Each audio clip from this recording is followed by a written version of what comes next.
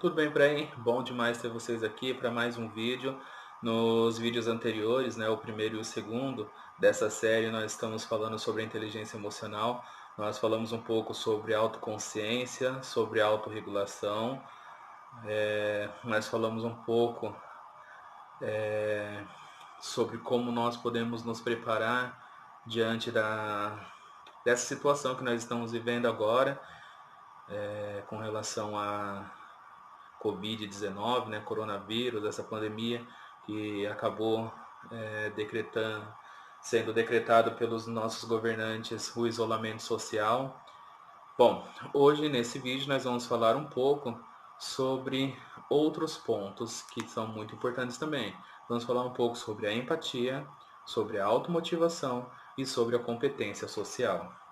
Então, vamos começar falando um pouco sobre empatia. Quando a gente fala sobre empatia, é algo que está muito próximo, É muito comum no vocabulário das pessoas, se colocar no lugar do outro, sentir o que a outra pessoa sente. Mas esse exercício, ele não é tão fácil quanto parece, Ele é um exercício muito difícil e acaba por não sendo colocado em prática, Então, de acordo com o dicio.com.br, a empatia é a ação de colocar no lugar de outra pessoa, buscando agir ou pensar da forma como ela pensaria ou agiria nas mesmas circunstâncias. Então, para a gente ter empatia pela outra pessoa, a gente tem que se colocar na mesma situação da pessoa, pensando na circunstância que a pessoa está. Às vezes nós já passamos por aquela situação, mas não na mesma circunstância que a pessoa está passando. Também diz ali que a empatia, ela é a aptidão para se identificar com o outro, sentindo o que ele sente, desejando o que ele deseja, aprendendo da maneira como ele aprende e por aí vai. Nisso aqui, o importante para a gente é entender que quando nós estivermos fazendo o exercício de empatia, nós precisamos conhecer bem a pessoa ou bem a situação, para que então a gente tente colocar em prática as circunstâncias que estão relativas àquele acontecimento. Quando nós desenvolvermos empatia, aí nós podemos ir para o próximo passo da inteligência emocional, que é a automotivação.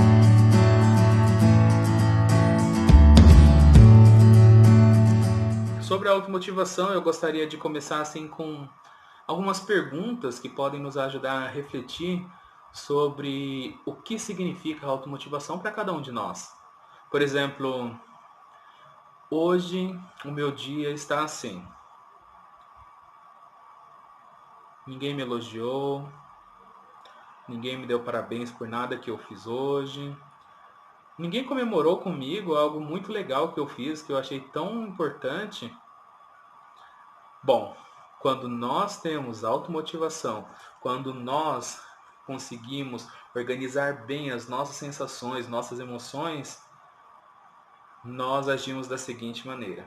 Não ficamos tristes, porque aí nós pensamos que é nós que temos que nos orgulhar das nossas conquistas. Quando isso está muito tranquilo para a gente, quando a gente tem tranquilidade com relação às nossas ações, com relação às nossas conquistas, nós não dependemos da aprovação de ninguém. Esse na verdade é o ponto alto da automotivação, O Alan Michael, ele disse o seguinte: a automotivação do homem é saber onde ele está e onde ele vai chegar. Por quê? Porque diante dos problemas, das dificuldades que nós encontramos no dia a dia, a gente dá um start e fala, opa, peraí, mas hoje eu preciso fazer isso, e eu não fiz ainda. Então eu preciso fazer um pouco mais. Eu preciso dar um outro passo, eu preciso dar mais um passo, eu preciso alargar o meu passo. Quando nós entendemos isso, nós nos tornamos automotivados. Nós vamos falar mais detalhadamente sobre isso futuramente. Então, para encerrar, vamos falar um pouco sobre a competência social. Bom, a competência social ela é a capacidade de organizarmos os nossos pensamentos, nossos sentimentos e ações em situação social. E aí nós estamos falando em situações muito diversas, seja nossas situações no trabalho, seja nossas situações dentro de casa, às vezes num espaço bastante restrito. Então, quando nós estamos falando da nossa capacidade de organizar os nossos pensamentos, é conseguir canalizar dentro da situação em que nós estamos vivendo naquele momento e com aquele grupo, o que realmente é o sentimento adequado e qual a ação adequada. Aí também, levar em conta as características da situação, os sinais acerca da outra pessoa e as expectativas suas e dos outros. Ou seja, é, dentro dos nossos grupos sociais, nós precisamos pensar o seguinte: quais são as expectativas que o grupo tem com relação à minha pessoa e quais são as minhas expectativas com relação ao grupo. Às vezes, nossas expectativas elas não são atendidas e nós também não conseguimos atender as expectativas do nosso grupo. E se nós não tomarmos muito cuidado com isso, nós podemos nos frustrar com os resultados. Alcançar os seus objetivos e contribuir para a qualidade da relação interpessoal em questão. Então, assim, quando nós tomamos esse cuidado, nós conseguimos desenvolver uma qualidade dessa relação.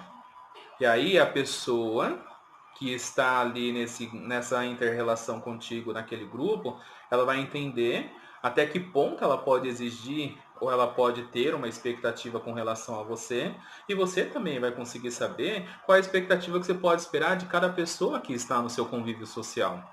E quando nós temos e desenvolvemos a competência social, nós favorecemos os relacionamentos do tipo ganha-ganha, ou seja, todos ganham, todos saem felizes, todos se completam nessa inter-relação.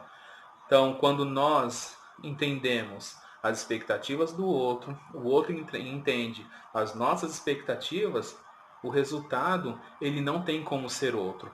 O único resultado possível é a gente conseguir o que é mais importante de tudo isso. É a gente conseguir ter um relacionamento sadio.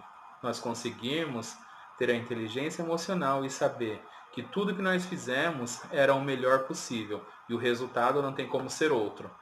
É o melhor de todos. Espero ter ajudado até aqui. Em breve nós teremos outros vídeos e aí, como eu prometi, as dicas do que fazer no dia a dia de acordo com cada um dos pilares da inteligência emocional. Muito obrigado por acompanhar e até a próxima.